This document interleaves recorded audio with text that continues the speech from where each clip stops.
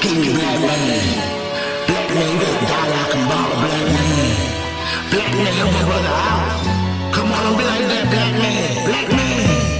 Oh, to be black in America. Love us, but they hate us. Think they want to marry us, or maybe just bury us. It's quite unclear. America's side piece with the fat derriere. It's hunting season, you can smell it in the air. So don't get caught up in the lights, my dear. Black folk, you shall always be wary. Being black in America ain't nothing more scary. Only black in the room, nothing more airy. Being black in America with a burden to carry. So much to talk about if there was only a series. Well, just our luck, hit the critical James theory. Hit the critical James theory, yeah. Just our luck, hit the critical James theory, yeah. Hit the critical James theory, yo. Just our luck, hit the critical James theory, yo. All right, welcome back to another Critical James Theory. I'm James Knight, and with me today is the very funny, the very musical Nazeer Art'Aud, ladies and gentlemen. What's up? That's like when they do Drake chants, you hear like 80 motherfuckers in the back, like, I'm 80 motherfuckers today. Let's make a clap round and give it up for let's give it up for that. Beating on the table. I'm like, no, it sounds terrible. Stop beating on the table. Appreciate you coming out, though, man. Of course.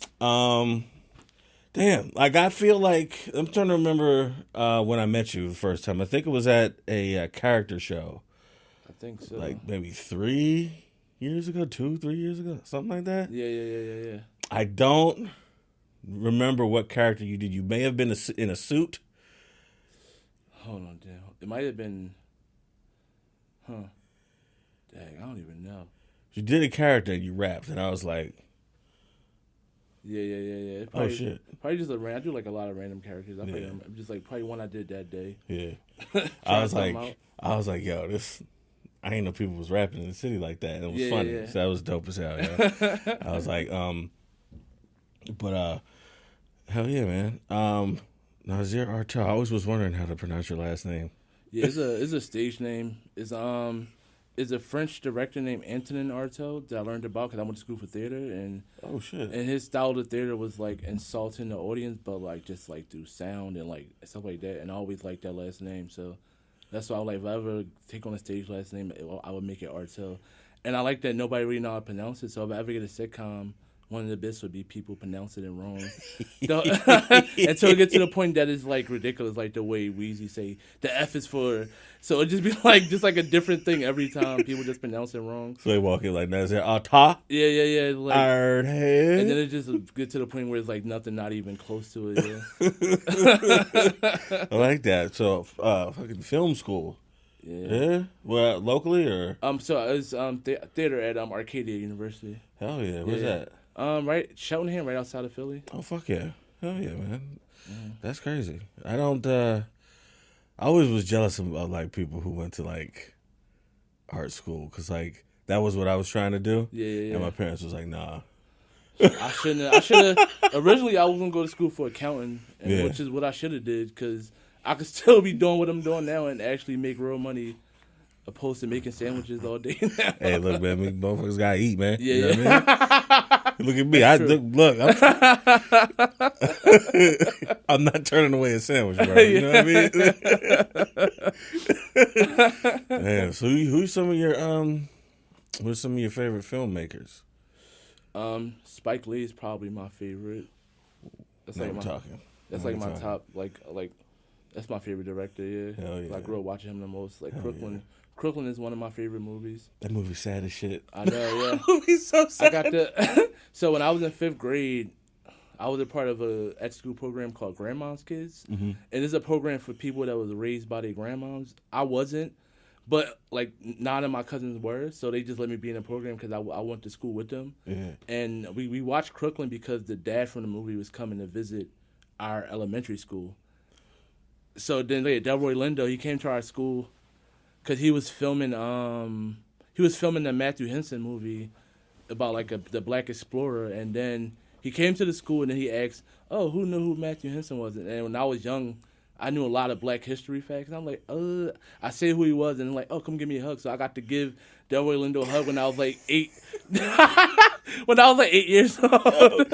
Yo, that's dope as fuck. It was crazy, yeah. You had Delroy Lindo. I had the fucking Philly Fanatic. That's who gave me a hug, and his outfit stunk. Like, it just smelled like sweat. Yeah. So I'm jealous of that. I love Delroy Lindo. It's crazy. I don't think he saw his career like summarized as a meme in 2023. Him like dancing in the club. And that.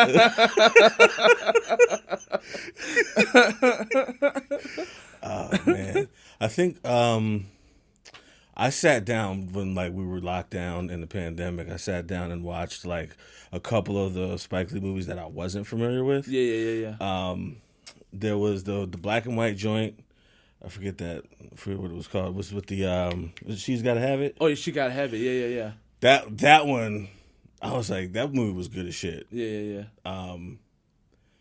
I always was a fan of Do the Right Thing. Yeah, like I could like have that on. Yeah. In a loop, I could have it on and just keep it on and like come in and out of the house. Like, and Yeah. I love that movie. I never saw Clockers. I don't think I've seen Clockers either. Yeah. That's kind of the one that like gets, I don't know, gets lost for some reason. Yeah. And like on paper, it's got like dope actors. Like I should watch it. Mm-hmm, I just can't get around to it. Have you seen the Five Bloods on Netflix? Like the full movie? No. It's really good. Yeah. And it's like, I don't know, like watching Chadwick Boseman in that movie and the other Ma Rainey's Black Bottom, like in those movies you can kind of tell, like, I don't know, in a way you could tell like his acting is so good, you could tell like, damn, like he knew that he ain't had that much longer, and you could tell through his acting, which is like crazy to see, like, cause I didn't see him act like that, especially in Ma Rainey's like Black Bottom, like he is like insanely good in that movie. I was like, holy shit. Damn. I saw there was one movie, I can't remember, so I'm gonna look it up right now, but it was, I couldn't tell if it was bad or good. Yeah. It was a remake of like an old like vampire movie, or it was called something, The Blood or something, The Blood of Jesus or some shit. I don't know. I'm gonna look. Yeah, the sweet the Sweet Blood of Jesus. I don't think I've ever seen the original order remake. I just couldn't tell if it was good or bad.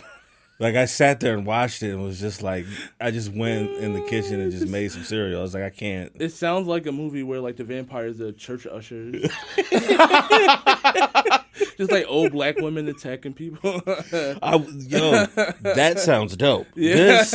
This was just, it was confusing. Like I recommend watching it because I would like to know your thoughts on that. Okay, I'll check it out. Yeah. I watched it and then I watched the original and I was like, I can't tell if the original was bad or good. I was like, at least he kept the tone the same, like confusingly artistic. You ever see a movie called Death by Temptation? No. It's like a 90s horror film. Kadeem Artison's in it, but it's like a black horror film. It's about it's a succubus, and she hangs out at this bar and she like finds men that has infidelities, and then she like take them back to her house and she like fucking she murders. It's a horror film that like as a child, like I watched a lot of horror films, but then like I would not watch that movie. I watched it again for the first time again recently at work because we watch movies at my job while we make sandwiches. Hell yeah! And like even now, I'm like I still was like a little bit like the child in me was like, nah, I'm not fucking with this. There's a flick like that. It's not it's real obscure. It's a horror movie from like '93 or some shit. It's called Body Bags. I think it was the same. I think it was Wes Craven. And it was a movie with like 3 separate like small vignettes in there. Yeah. And one of them was this woman working by herself. Oh, at the gas station. At a gas station. Hell yeah, I love that. That movie is fun, but that particular scene freaks me out. Yeah. Because like especially if you on the road or like you travel to gigs and stuff, you gotta go to a gas station. I'm like, I always think of that in the back of my head, like we get murdered out here, huh? Like, bro, and the guy, the murderer from that movie is the dad from Lizzie McGuire. Yes, he is. He is. There's so many Easter eggs of people in that movie. Yeah. Like Mark Hamill's in one of them. Oh yeah, he's like in one. there's I think there's a gross one in there too, where like the guy gets like The hair implant. Yeah, That one's that's crazy. gross. Yeah, like that I one, hate yeah. that one, but I still watch it because it's one of my favorite movies. Yeah, so musical people tend to like grow up in the church. Did you? Yeah. Ah, yeah. Where at? What kind of church? Evangelist Temple at 49th and Woodland. Okay. Yeah, so in West Philly. Okay. I went to church mainly for the music. Like the actual church thing was okay, but whenever the choir was singing, that was my favorite part of church. Oh yeah. But yeah, my mom started going to church later. Like she was raised in church, took a break, like did her partying thing, and then she like eventually got back later, like black people do, got back to the church. Got to get back to Jesus. So like most of my childhood, I went to church with my grandma. I used to go to Sunday school and all that. So yeah, definitely was in church a lot. Yeah, I was a religious kid too, but it was a complete opposite. We didn't even have a choir in our church. I was Jehovah's Witness, so we had nothing, and we didn't even have windows in that motherfucker. It was just sermon and the back of your eyelids. So I always wanted to be like. I did go to like I was dating the pastor's daughter, and I went to her dad's church, and that shit was rocking. Yeah, I ain't giving no money though, but it was rocking. I was like, nah, that ain't happening. But, so were you were in any musical events in the church? No, I was just chilling. Okay. I was like a real shy child, so like I'm like, damn, I really want to sing in the choir, but I was like always like scared to actually do it. Yeah. I'm like, nah, I'm good. But but I always like write like music since I was like 8 or 9. I started writing like raps and stuff like that. Yeah. Yeah. You remember like the first time like you felt like you heard something and like you were like, oh, this is for me. Yeah. I was the first time I performed, I was like, oh, I like this feeling, because I was always scared to perform. But then I was in a summer camp called Project Forward Leap, where I was like one of them like nerdy smart kids. So I did some program called Project Forward Leap in middle school, where like we would stay at Millersville University in Lancaster for like the whole summer. And we would go on field trips, and we went to school while we was there. But they always did an end of the year talent show at the end of the summer. And I did my first rap my second year there. I performed in front of everybody, and the crowd went crazy. I was like, all right, yeah. Hell yeah. Yeah. Hell yeah. I can do this. Hell yeah. Hell yeah. I remember one time when I was younger, like you hanging out like a little past when you're supposed to be out, and like they wanted to freestyle, and I was like, I've been waiting for this. I only did it once because I had one written, and that's it. And everybody was like, oh shit, I never did it again. Yeah. I was like, I peaked. I'm done. It's Yeah, like exactly, this motherfuckers. It's like when you see a motherfucker do like an open mic and they do really good. Yeah. And then they're just like, well, I'm out. Yeah. It's like I don't need it. Cool. I This don't need is how you will remember me. Hell yeah. So you from Philly? Yeah, I grew up in North Philly. Okay, all right. This is two not back to back North Phillies, because Satoya was in the middle. Yeah. But yeah, I had Frank. He also grew up in North Philly. Yeah. He had to explain to me what down north was. Yeah. Yeah, down. Oh, that's such a Philly thing, down north. Yeah, that was like the nerd in me was like, hold on, how can one be down north?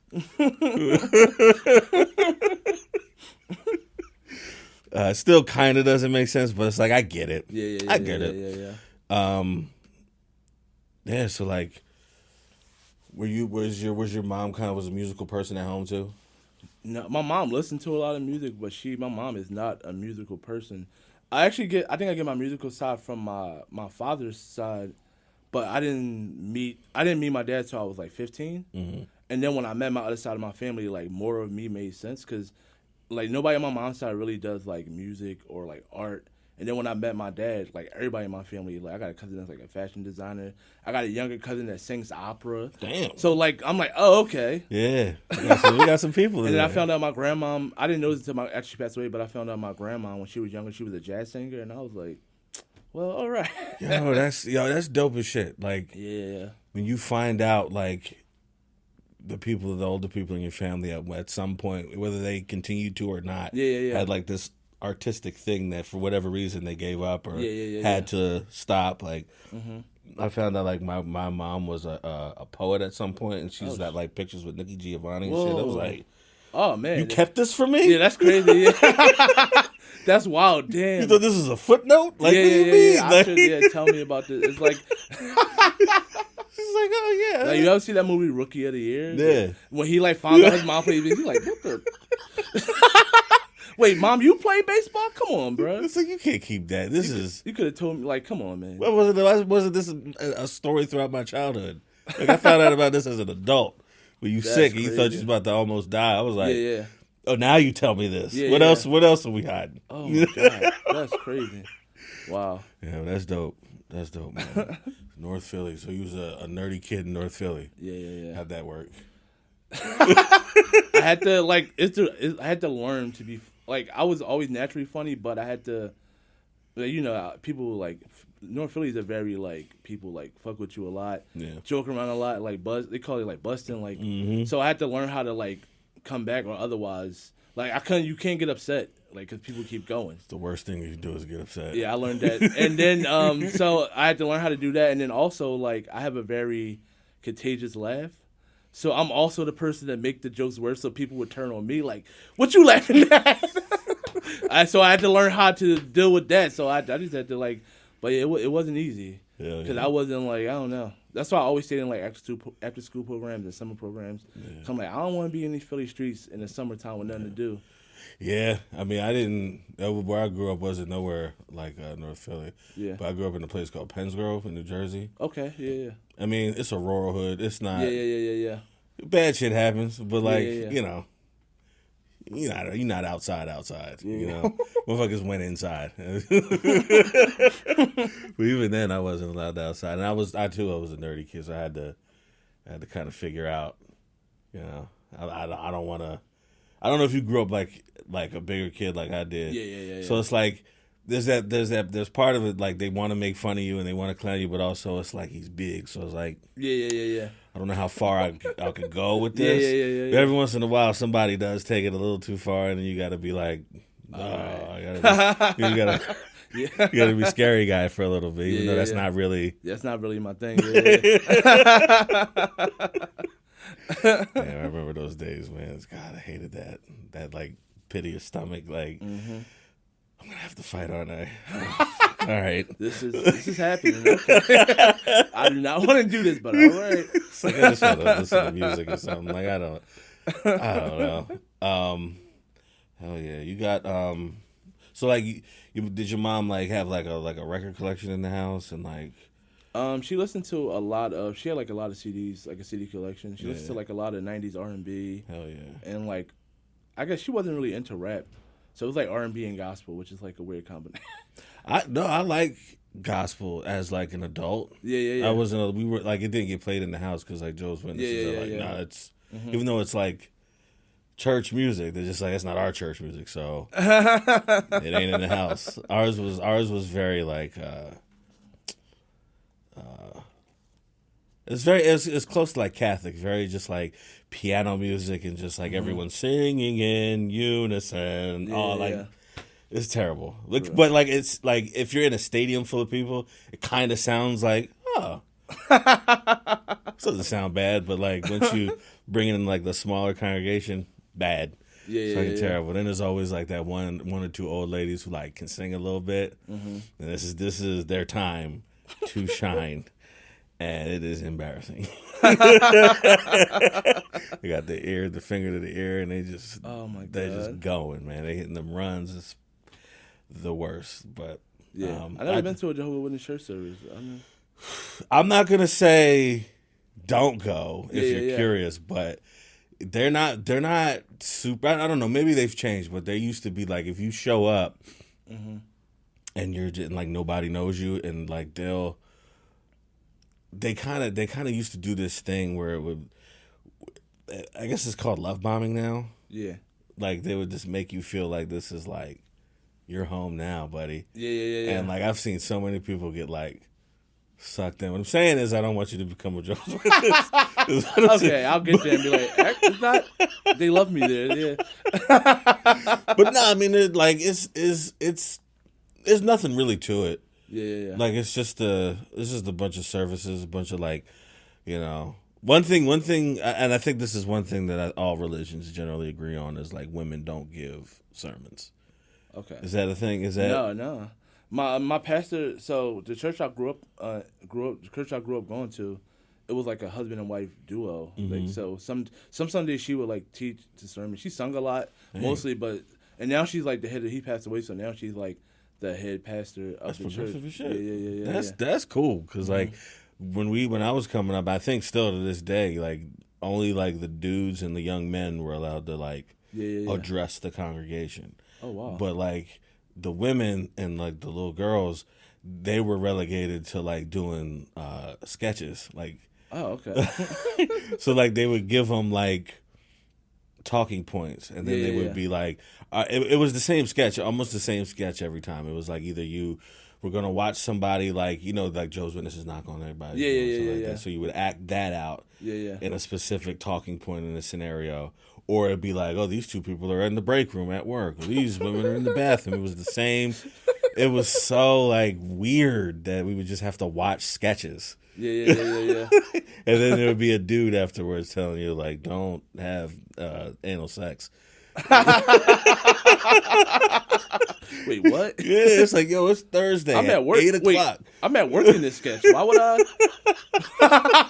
All right. It was so strange, man. Like, yeah, I don't. If you want to go, Yeah. I'd recommend. I would recommend maybe like a Sunday. Sundays are like more like it's less like indoctrination. How fast are the services? So we would get there. We would get there at 9. It would start at 9:30. About 9:30 to 11:30. So like 2 hours. Yeah, I can do that. If I had cause church I grew up in, I was in church all day. I get there at 9 for Sunday school, take a little break, and then like 12, the regular service start. Take another break, and at like 5, night service, and This then is like a work shift. Like it's like all day. So I can do 2 hours. That's why the first time I went to a Catholic church, I was like, "It's over already." All right, cool. I got my whole day ahead of me. Yeah, motherfuckers like, you gotta watch the game at 12. Yeah. Out. Like, that's what Satoya was saying. Like I felt bad for complaining about my little 2 hours. Like it was 2 hours on Sunday, an hour on Monday for Bible study. Thursday was another 2 hours. Okay. And then like depending on like what your parents were like or how guilty they were feeling about whatever that was going on in their life, you would on Saturday mornings you would go out and knock on people's doors for like an hour. Okay. Word. So like in comparison to what like that and like what Satoya was saying, it's like I should shut up. Like, I mean, I don't know. Yeah, I don't know. I won't knock on people's doors though. That's like embarrassing. But it's also like I would rather be in church all day than knock on cause like that's like a lot of pressure and people don't necessarily like Jehovah's Witnesses knocking on their doors. So it's like especially like when you're a kid, you get it, but you don't get it. Now as an adult, when people are knocking on your door, yeah. You're just like, who the fuck is knocking at my door on a Saturday morning, my day off? Who is bothering me? That's how I learned about the birds and the bees. That's how my dad started the conversation. Yeah. Because like I wasn't really thinking about it. Then like it was this thing that kept happening, this bit that kept happening, recurring in our lives where we would come. My dad used to go like.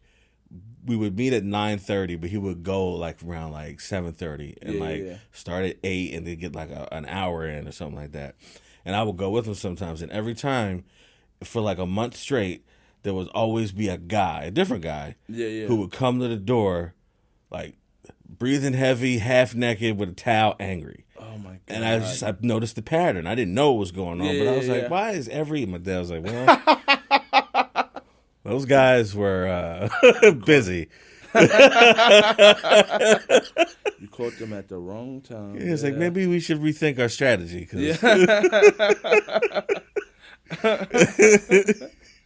Damn, I don't know. We're gonna take a quick little break, and we'll be right back with a little bit more. Hell yeah! I want to ask. This is a question for me. Personally, because I bring up with my close friends a lot of issue with Andre 3000. So this is prior to the album release. So it used to be a bit that I would do just to piss people off. Yeah. But I had to ask myself, like, do I really believe this? And I think I might, to a degree. So I always would tell people if they were too Andre centric, I would have all these talking points about why Big Boy was better. Yeah. It doesn't really mean anything, but like it's just a matter of taste. I do like Big Boy a little better because that's the kind of shit that I like. Yeah. The pimp shit, the car, that's the kind of shit I like. But I would just say it as like to piss people off. But then started to come the, he's like shows up at Comic-Con and he's like people are watching him doodle. You know what I mean? Like they've got like cameras or overhead cameras and they're watching him like badly doodle. Yeah. Or like the whole flute thing. And then I was like, okay, I think I may not like this guy. So it's I haven't really given you the full scope of what I've talked about, but have you heard Andre's flute album? I listened to I put the intro track on. It was like I was like 5 minutes in. I'm like, damn, this song kind of long. Mm-hmm. And then I'm like 5 minutes left, and I looked at how long the album was, and I was like, I'm good. Like I cut it right off. I'm like, yeah, I'm good. Like I don't want to. Yeah, it's not. I didn't sign up for this. Yeah. You were? Are you an Andre like guy? Yeah, I like Andre, but also it's like I don't know, man. Fuck him, dog. It's like we've been waiting. We've been waiting for an album, and you ain't gonna rap not like at least one or two verses. Like no words, like no verses. I get it. You want to experiment your artist, but dog, give it something. That's fucked. And then say, oh, I'm 48, dog. Killer Mike is 48 and just dropped a dope album, bro. So like, don't try to like say, oh, y'all want to hear about colonoscopies? No, I know they don't think that's not the only thing going on in your life. Like, what are you talking about? Just rap. Just rap, please. Just rap. Like, I don't need to hear about your routine, but you not 48, not too old to rap. Like, that's some bullshit excuse. I'm sorry. Like, that's an easy route. Oh, yeah. So I feel like fuck Andre 3000 right now. Right, just right now. He moved right now. He's like out of my. I just took him out of my top 5 because he's like 6, 7. I don't even know, bro. Like, I'm just so upset. I'm just very upset. Like, come on, a flute album. And I heard it's good, but I don't care. Here's the thing. I listened to more of it than I think you did. Yeah. I didn't listen to the whole thing, but I at least listened to 3 full songs. Okay, yeah. So I'll give him credit. I'm not going to, even though as much as I want to, I can't completely shit on it. Yeah. Like whoever are the other musicians that he surrounded himself with, they do a great job at like setting the tone and the ambiance or whatever. Yeah. But then it's like maybe like 8 minutes in, and then like the flute comes in. This is the first song, and it's like, I can still hear that you don't know how to play the flute like that. Yeah. You know what I mean? And it's like it's like when Lil Wayne put out that rock album. It's like I know you still learning to play the guitar, bro. Nothing pissed me off more than watching him in that music video, and he's doing the one finger on the fretboard, and I'm just like, oh my god! Bro. Just pretend like just watch somebody and just pretend you know how to hold this. Yeah. Like, he's like, nah, I'm gonna just do the. And then there's like, and it's not so much him but it's like the real hardcore stands that are like, there was like a fraction of a minute where on the internet they were like, I think he did the flutes on Mask Off, and I was like, no, he did not. A little bit of research, not even a lot of research, just a little bit of research. Yeah. That's a sample from like a song in the 60s. Yeah, he didn't do that at all. No. Let's stop that. That's the shit I hate. It's like you're pretending like you're pretending like you don't hear the flute playing, like the doot so like it's literally just do. It's like, I get it. You love the guy. You want him. I do. I want him to succeed. It's like going to like your it's like going to your child's recital and then like all the other musicians are phenomenal. And you're like, oh yeah, my son about to kill it. And then the flute start. You like, Good job, yeah. You doing a great job, son. The fuck is this? Woo, I'm paying money for this. Like, we gotta have a talk. We gotta have a conversation at home. We gotta figure out where our dollars are going, man. I don't know. This boy might not got it. He might not have it. Man, but when and if he does eventually drop some bars, we're all gonna be there. Yeah, oh yeah, I'm gonna be right there. He gonna be back in my top 5. Yeah, because even that little. What was the last thing I heard from him was that, I guess it was that little snippet on one of Kanye's last albums. Yeah, like it was like a verse on like a track that wasn't on the album, but it was really, I'm like, I was damn, like, man, this is... You could just drop a whole album full of this. Yeah. You can do it. There's nothing wrong with this. We don't need to hear... We don't want you sounding like ATL. We don't need that. Yeah, we did it. We need you rapping that 48, because the 48 perspective is still important. Yeah. Because some people are 48. Yeah. And that's what they want to hear. Yeah, we gonna get to 48. So like, we gonna want to identify. People that 48 don't want to settle for Little Uzi Vert. Like they can't relate to that. Yeah, you know what I mean?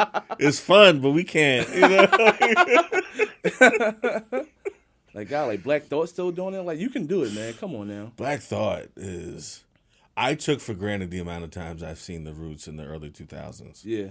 I used to, every time they came around, which was maybe like once a year back then when they were like touring.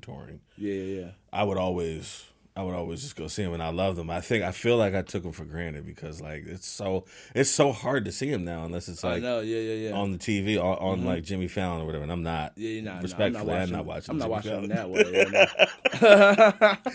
But like every once in a while, you'll see him pop up on like Funk Flex and just bar us up for 20 minutes. Yeah. This is not fair. He's so good, man. God damn. This is not fair. Is he? Where does he rank in your top?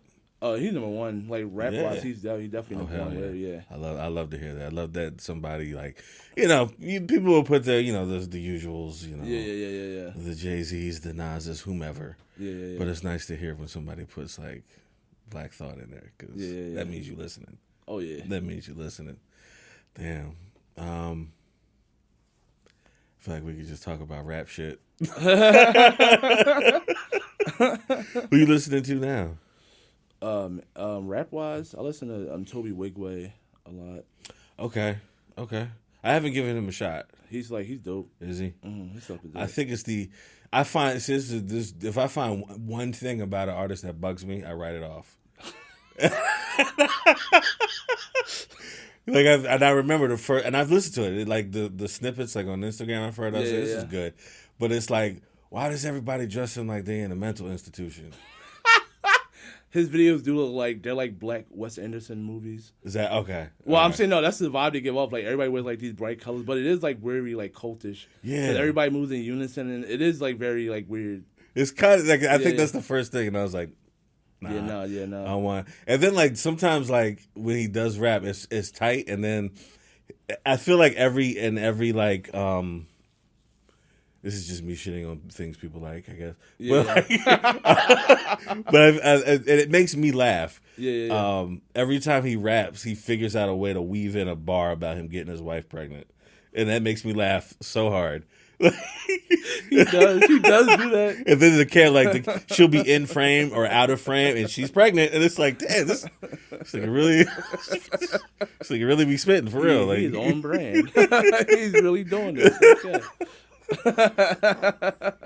That's that I do appreciate. Like he ain't trying to be tough, he ain't trying to pretend to be some street dude. He's like, nah, I like my wife and my family, and I'm gonna get her pregnant again. Mm-hmm. Who else you listen to? I don't really listen to a lot of rap. I listened to country for a while. Yeah, like old country, like John Denver. I would listen to like a lot of John Denver. But I guess I listen to Post Malone a lot, but I don't even know where he falls. He's like that weird in between. Like he's not rap, but he's like somehow categorizes rap. It's like weird. I shoot Post Malone to bail, and I don't even know why. Because some people will shit on him because he's like, when he first got on, he was just rappity rap, and now that he's on, he's like there's a thing where he pivots back into rock. I'm like, I get it, but it's like his music's not bad either way. Yeah, he's also never really rapped. Like even like White Iverson is not a rap. It's not He's even. It's not a singing. rap. He's singing. Yeah. He's always sung like he never like spit bars. I never listened like damn Post Malone got some bars on this song. Like no, it's always been like singer songwriter. Now he's like, I mean he is like a white boy from Texas. So like him doing country music is like not like all brand for him. It's like I don't know. Yeah, that's why I don't like him. But Machine Gun Kelly, like Machine Gun Kelly just dropped a banger with T Grizzly called Sopranos, and it's like the first, because I used to listen to Machine Gun Kelly like in 2010, like when I used to drop mixtapes, and then he like fell off heavy. But then I'm like, all right, he sound like some old MGK. okay, Yeah. But I shoot him, even though I'm not familiar with his music. Like I shoot him bail too. Like I guess he did like a couple of rock albums or something. Yeah. emo shit. He's a white boy from Ohio. He was, man, and he also was having sex with Megan Fox, so he was winning for a while. Yeah, how can you? He was living like a rock star. It's like, I want to shred. Yeah. I guess if I was fucking Megan Fox, I'd want to shred too. You know what I mean? But yeah, a white boy doing rock and roll is like, all right, yeah, his natural. He grew up in Cleveland, so like rap was like his outlet. But then those white instincts will kick in. You can't help it. You can't help it. Honestly, it's in him. He can't help it. Like, Yo, you know who gives me every, and it's okay to have it. If this is your natural response, I'm with it. yeah. I catch a lot of shit for liking Yellow Wolf. I haven't listened to him in a while, but I used to listen to Yellow Wolf. I was like, it's not bad. Like, His flow is like different. Like he's like, yeah. I like people to have a distinct thing about him. Like it's nobody that raps or sounds like Yellow Wolf, which is like in itself like a thing, because most rappers just copy other rappers like for the most part. So whenever somebody stick out, like I can't hate on them. Yeah. Even if I'm not the biggest fan of him, I'm like, well, at least he's doing something different. I think that's so weird that people are. It's just easy to copy now. Like, I don't think we're that different in age, but it's like when I was a kid, like it was like if you copied something, Exactly. this is the worst thing you could. Like you trying to sound like such and such, you biting. Now it's like it's cool that all these rappers sound exactly the same. I can't tell rappers apart now. Lil something. That sounds like an old head, but it's just like It's all it's Lils and Youngs, and it's cool. But if you all sound like Migos, like yeah. how am I supposed to care? All got the auto tune on Yeah. the voice. The triplets, you know what I mean? Chuck D started that for real. Like he was the first person.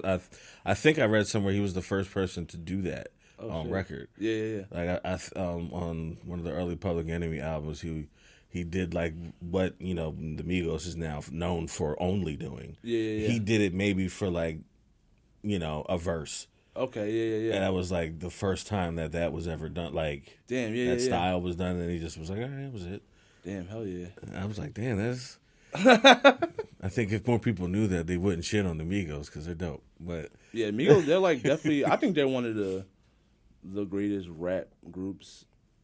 And now it's like, I mean, they'll never. They can't get back. One of them died, so like, yeah, we got. I guess God appreciate for what we got now, but like, they had the run they had was like crazy. Yeah, like they was on top for a minute. Yeah, I wasn't. There was a time frame where I wasn't really listening to rap for a long time. Yeah, and I remember there used to, Dice Raw. Yeah, I know Dice Raw. Yeah, he used to have this band. I blew a lot of chances that some of my more musically inclined friends hate me for, but like, yeah, he used to have this band in like maybe like 05, 07, something like that, called Nouveau Riche. Okay, and it was him and this singer named Nikki Jean. And a couple of white band dudes, and like he would rap, she would sing. Yeah, it was cool as shit. They would do shows like Silk City. They would do like all the little venues around. And I remember I went to a rooftop party. Well, I don't know how. I think I just went to so many shows. It was just invite that guy. He seems normal.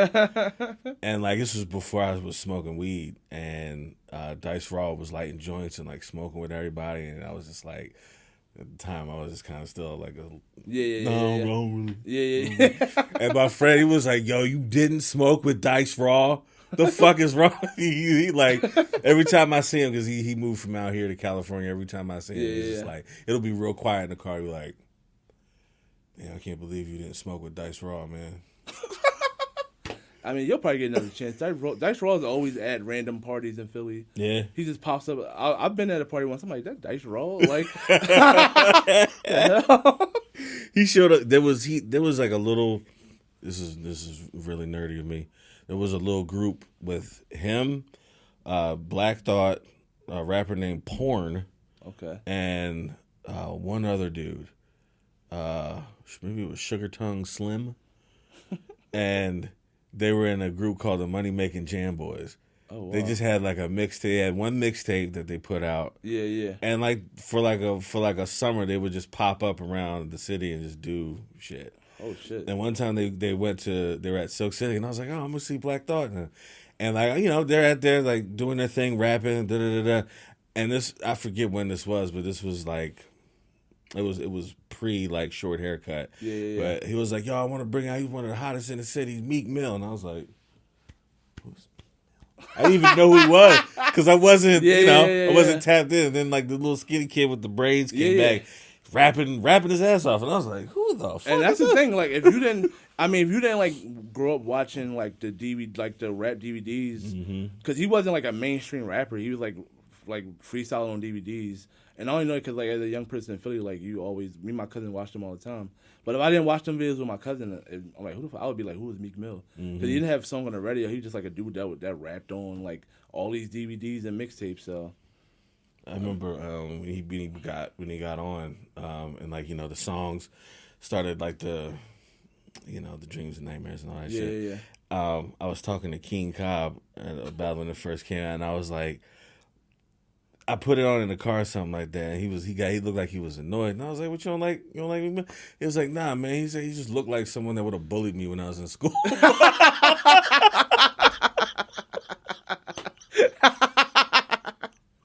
I was like, damn, that's some shit you would say if you grew up in Philly. It's pretty accurate, yeah. Because I guarantee there's a bunch of motherfuckers that looked like him that just kind of had that demeanor with the braids, skinny guys. Meek Mill's a bully. It's funny. Like, King, you think it's funny? Give me your lunch money. Yo,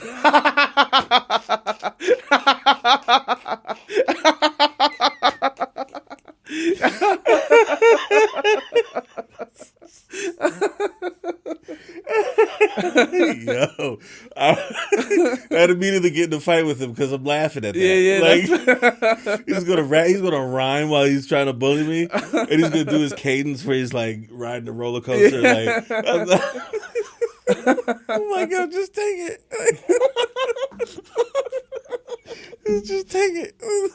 Yeah, you got it, bro. Yeah, bro. Buy yourself something nice. Oh shit, man. Oh shit. Do you play any instruments by any chance? I used to play violin from Hell like yeah. 5th to 8th grade, but Fuck yeah. no, I forgot how to play it. I remember how to hold it and like play the strings, but I don't really remember how to read music or nothing like that. Yeah, reading music is tough. I gave up. I tried and started so many times. I was like, my brain doesn't know what to do with this. Like, I couldn't do it. My parents wanted me to learn how to play the saxophone when I was younger. Yeah. Because I have asthma. Yeah. And they were like, I'd probably help with your, breathing and breath control. And I was like, yeah, but I ain't trying to get beat up. Yeah. So, like, in hindsight, though, I kind of wish I would have, because I could have been like, yeah. I see these motherfuckers on like Instagram, and I'll swipe through, and these like really cool ass saxophone players like doing covers of, Drew Hill. And I'm just like, oh man, this sounds lovely. I wish I could do that. You're probably swimming in it, man. Good lord. Like, God damn, I fucked up. because I fucked up trying to be cool, and arguably I'm still not.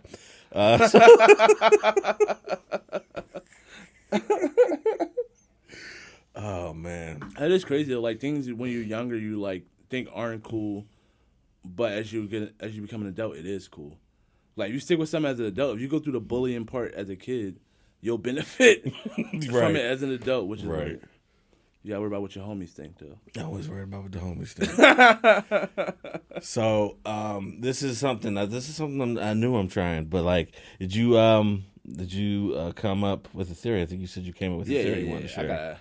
So, I have this thing. It's like kind of funny, but I'm also kind of serious about it. Of like, I plan on buying a house at some point, and like I won't buy a house that's built before a certain year, because I feel like if it's haunted, not only will it be haunted, but the ghost might be racist. So I got to deal with that. And like, if I got white people, like if it's white people in the house, then I'm first priority, and I don't want to deal with that. No, I'm with you. Like, on so that. that's the theory I have, and it's like funny, but I'm also like pretty serious about it.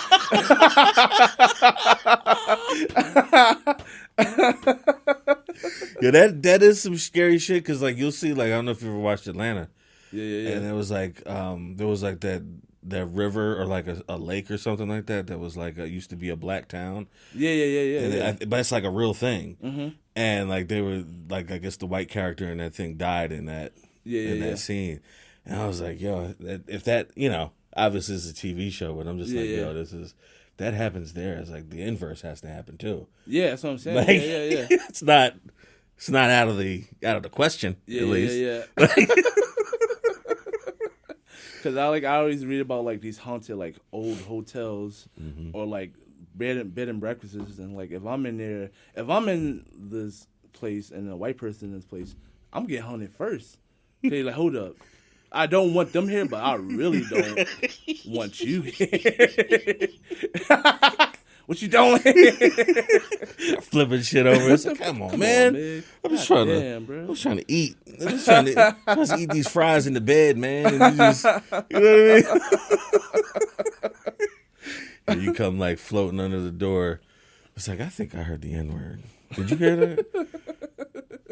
Am I crazy? Did you hear that? The spooky N-word. Nigga.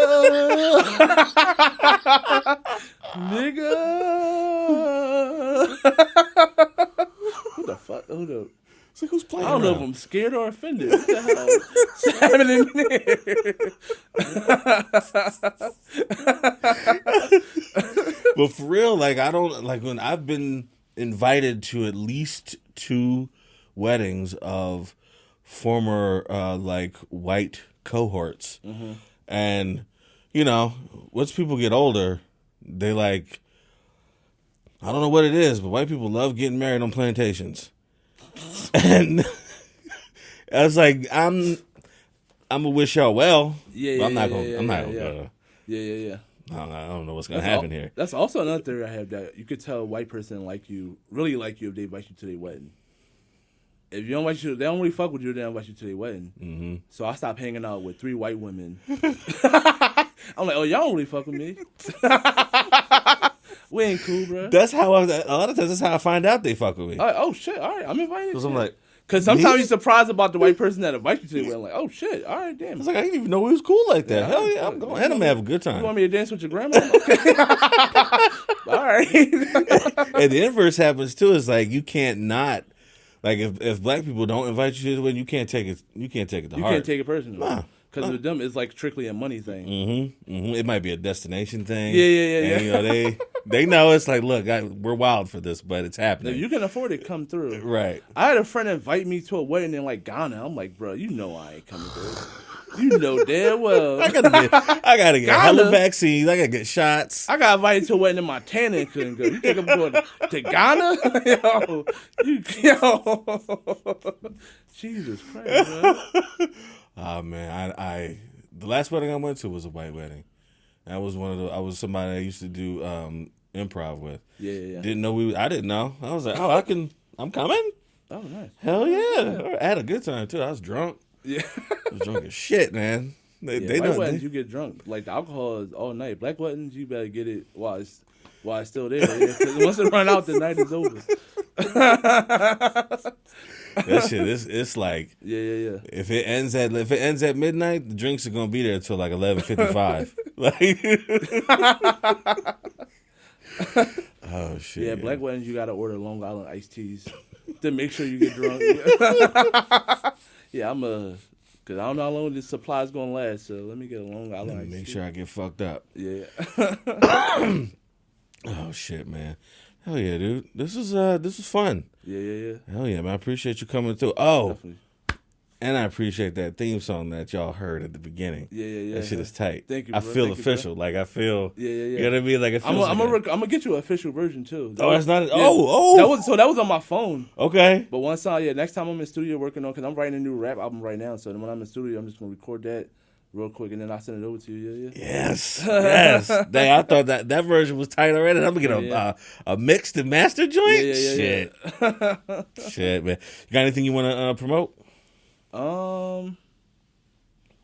Not really. I've been taking it easy. I ain't been doing much. I'm taking it easy for the rest of the year, but smart man. Yeah. Smart man. Me too. I guess if you haven't already, just go to the Patreon because I don't have a day job anymore. So just support the arts. Support them, bro. Support this black man. Hell yeah. Thank you. Shout out to the couple of people that are already on the Patreon. I'll put your name somewhere like I normally do. I appreciate y'all watching. Appreciate you for showing up and being a great guest. And you're always welcome back. I don't want this to be like a one and done thing. I want you to come hang. Hell yeah. And maybe next time I try. I used to play bass. Oh hell yeah. I wasn't any good. I'll tell you this real quick before I went out. There was one time I was like, I think I'm getting good. And then I found this rapper on MySpace. Yeah. And she was like trying to start like a band, and so she was like, I got these, these beats, these drum tracks. I want to see if you can, I want to hear what you got over. And I was like, yeah, cool. I showed up. I drove from Jersey to Philly. Yeah. Got in her studio. It was in her bedroom. She was like, all right, cool. So she was rapping. She had the drum tracks going, and here I go. I'm like, boom, boom, boom, boom, boom. I just started doing scales. Yeah. She was very nice. She was very sweet. She didn't embarrass me. She was just like, all right, cool. I'll hit you up, though. I was like, yep. Mm-hmm. That's it's about how this should have went. Hell yeah. To quote the great Brendan Mitchell, bye, niggas. Hit the critical James theory. Hit the critical James theory, yeah. Just start look. Hit the critical James theory, yeah. Hit the critical James theory, yo. Just start look. Hit the critical James theory, yo.